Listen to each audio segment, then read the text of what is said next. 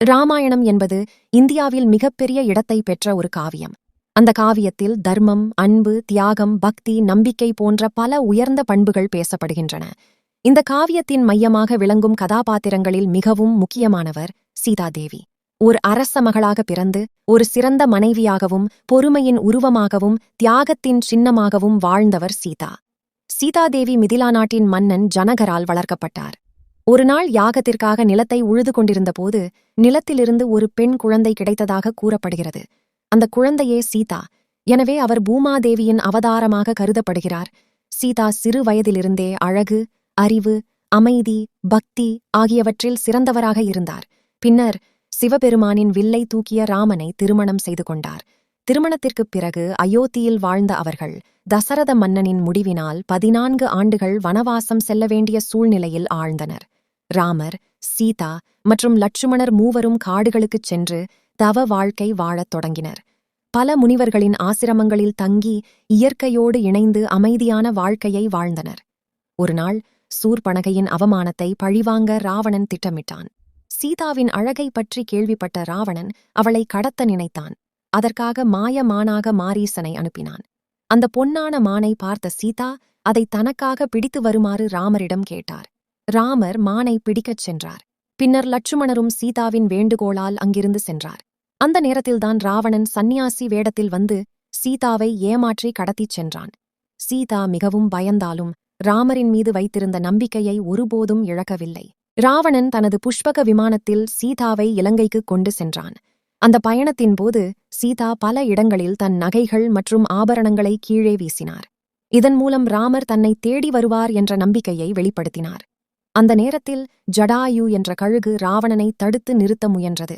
ஆனால் ராவணன் ஜடாயுவை கொடூரமாக தாக்கினான். பின்னர் சீதாவை இலங்கைக்கு அழைத்துச் சென்றான். இலங்கையில் ராவணன் சீதாவை தனது அரண்மனையில் வைக்கவில்லை. காரணம், சீதா அவரது விருப்பத்திற்கு இணங்க மறுத்துவிட்டார். அதனால் அவர் அசோகவனம் எனப்படும் ஒரு தோட்டத்தில் தங்க வைக்கப்பட்டார். அசோகவனம் என்பது அழகிய மரங்கள், மலர்கள், குளங்கள் நிறைந்த ஒரு இடமாக இருந்தது. ஆனால் அந்த அழகான சூழலிலும் சீதாவுக்கு எந்த மகிழ்ச்சியும் இல்லை. அவர் மனதில் இருந்தது ஒரே ஒரு விஷயம், ராமரை மீண்டும் சந்திக்க வேண்டும் என்பதுதான். அசோக மரங்களின் நிழலில் அமர்ந்து கொண்டு ராமரை நினைத்து சீதா தினமும் கண்ணீர் வடித்தார். ராவணன் பலமுறை வந்து தனது காதலை ஏற்கும்படி கேட்டான். ஆனால் சீதா ஒருபோதும் சம்மதிக்கவில்லை. அவர் தன் கணவருக்கே வாழ்க்கையை அர்ப்பணித்தவர். எந்த அச்சத்தாலும் ஆசையாலும் தன் தர்மத்தை விட்டுவிடவில்லை. அசோகவனத்தில் இருந்தபோதும் சீதா மிகவும் துணிவுடன் நடந்து கொண்டார். ராவணனின் மிரட்டல்களுக்கும் அரக்கியர்களின் கொடுமைகளுக்கும் இடையில் கூட அவர் தன் மன உறுதியை இழக்கவில்லை. அவர் தினமும் ராமரின் பெயரை ஜெபித்தார். தன்னுடைய வாழ்க்கை எவ்வளவு கஷ்டமானதாக இருந்தாலும் உண்மை மற்றும் தர்மம் வெற்றி பெறும் என்ற நம்பிக்கையை வைத்திருந்தார். சீதாவின் இந்த மன வலிமை இன்று பெண்களுக்கு ஒரு பெரிய எடுத்துக்காட்டாக கருதப்படுகிறது. வாழ்க்கையில் எத்தனை சோதனைகள் வந்தாலும் தன்னம்பிக்கை மற்றும் நேர்மையை இழக்கக்கூடாது என்பதை அவர் காட்டினார். ராமர் சீதாவை தேடி பல இடங்களில் சுற்றினார். பின்னர் சுக்ரீவன் மற்றும் வானர சேனையின் உதவியுடன் இலங்கையின் இருப்பிடத்தை அறிந்தார். அந்த நேரத்தில் ஹனுமான் கடலை தாண்டி இலங்கைக்குச் சென்றார். பல இடங்களில் தேடிய பிறகு அசோகவனத்தில் அமர்ந்திருந்த சீதாவை கண்டுபிடித்தார். அந்த தருணம் இராமாயணத்தின் மிக உணர்ச்சிகரமான காட்சிகளில் ஒன்றாகும். ஹனுமான் முதலில் மரத்தின் மேல் இருந்து ராமரின் கதையை பாடினார். அதை கேட்ட சீதா ஆச்சரியப்பட்டார்.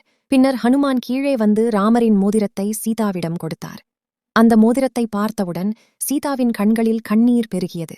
நீண்ட நாட்களுக்குப் பிறகு ராமர் தன்னை தேடி வருகிறார் என்ற நம்பிக்கை அவருக்கு கிடைத்தது. சீதா தனது சூடாமணியை ஹனுமானிடம் கொடுத்து அதை ராமரிடம் சேர்க்குமாறு கேட்டுக்கொண்டார். சீதாவை பார்த்த பிறகு ஹனுமான் அசோகவனத்தை அழிக்கத் தொடங்கினார். ராவணனின் வீரர்களை எதிர்த்து போரிட்டார். இதனால் கோபமடைந்த ராவணன் ஹனுமானின் வாலில் தீ வைத்தான். ஆனால் ஹனுமான் அந்த தீயை பயன்படுத்தி இலங்கையின் பல பகுதிகளை எரித்தார். அசோகவனம் அந்த நாளில் பெரிய போரின் தொடக்கத்தை கண்டது. பின்னர் ராமர் தனது வானர சேனையுடன் இலங்கைக்குச் சென்றார். கடலின் மீது பாலம் கட்டப்பட்டு பெரிய யுத்தம் நடைபெற்றது. அந்த யுத்தத்தில் கும்பகர்ணன், இந்திரஜித் போன்ற பல வீரர்கள் கொல்லப்பட்டனர். இறுதியில் இராமர் ராவணனை வீழ்த்தினார். இது தர்மத்தின் வெற்றியாக கருதப்படுகிறது. ராவணன் இறந்த பிறகு சீதா ராமரிடம் அழைத்து வரப்பட்டார். ஆனால் உலகம் என்ன சொல்வது என்ற காரணத்தால் ராமர் சீதாவிடம் அக்னி பிரீட்சை செய்யுமாறு கேட்டார். சீதா எந்த தயக்கமும் இல்லாமல் தீக்குள் சென்றார். அப்போது அக்னி தேவன் தோன்றி சீதா தூய்மையானவர் என்று அறிவித்தார். இவ்வாறு சீதாவின் பரிசுத்தம் உலகிற்கு நிரூபிக்கப்பட்டது.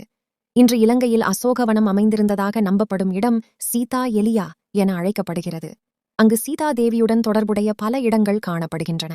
அந்த இடத்திற்கு இந்தியாவிலிருந்தும் உலகின் பல பகுதிகளிலிருந்தும் பக்தர்கள் செல்கின்றனர். அங்கு உள்ள கோவில்களில் சீதா, ராமர், லட்சுமணர் மற்றும் ஹனுமான் ஆகியோரின் சிலைகள் உள்ளன. அசோகவனம் ஒரு சாதாரண தோட்டம் மட்டுமல்ல, அது பொறுமை, பக்தி, நம்பிக்கை மற்றும் பெண்களின் மனவலிமையை நினைவூட்டும் ஒரு புனித இடமாக மாறியுள்ளது. சீதாவின் வாழ்க்கை மனிதர்களுக்கு பல பெரிய பாடங்களை கற்பிக்கிறது. எந்த சூழ்நிலையிலும் சீதா தர்மத்தை விட்டுவிடவில்லை. வாழ்க்கையில் உண்மை மற்றும் நேர்மையை காப்பது மிகவும் முக்கியம் என்பதை அவர் காட்டினார். அசோகவனத்தில் பல துன்பங்களை சந்தித்த போதும் சீதா பொறுமையுடன் இருந்தார்.